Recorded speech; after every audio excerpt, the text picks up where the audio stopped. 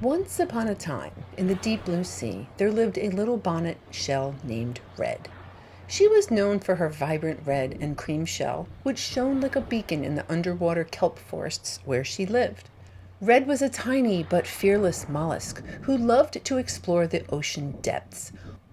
One sunny morning, Red decided to pay a visit to her dear grandma, a calico scallop who lived on the other side of the kelp forest in a cozy little crevice. She was a gentle and wise bivalve with a shell adorned in beautiful, colorful patterns.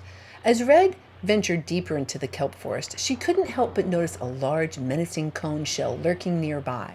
It was the infamous cone shell Carl, known for his cunning and appetite for smaller sea creatures.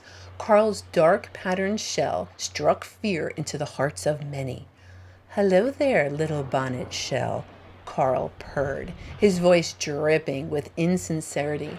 "Where are you off to on this fine day?" Red, being no fool, replied cautiously, "I'm off to visit my grandma, who lives on the other side of the kelp forest." Carl's eyes gleamed with mischief as he plotted to make a quick meal of Red.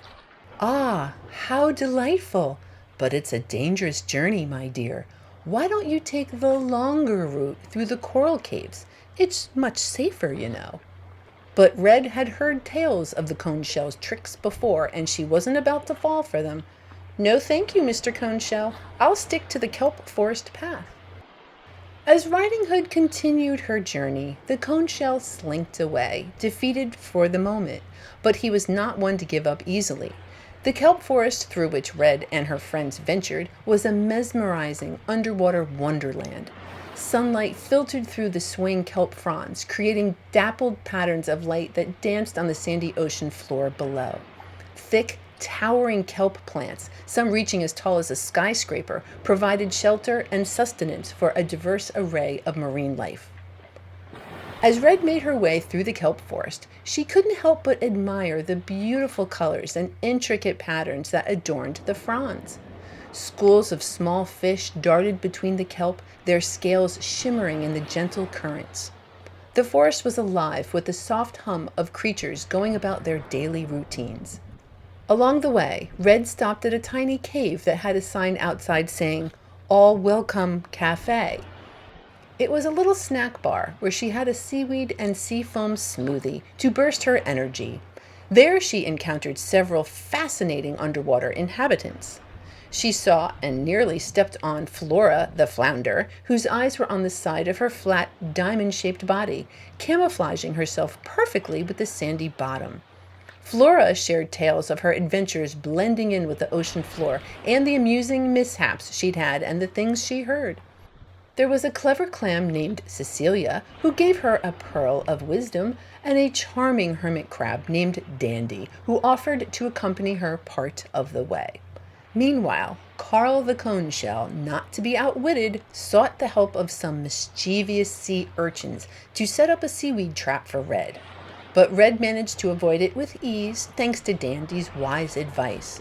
Finally, Red reached her grandma's crevice, where the calico scallop was waiting with open shells. They shared tales of their recent underwater adventures, while Dandy the hermit crab regaled them with stories of the sea's most fashionable seashells.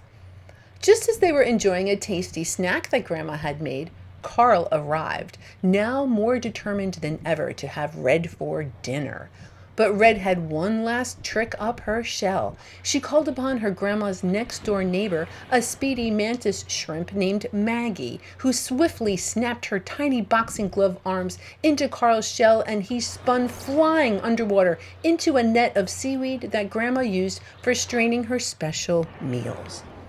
With Carl the cone shell safely ensnared, Red and her friends rolled him out of the crevice and into the open sea, where he could cause no harm.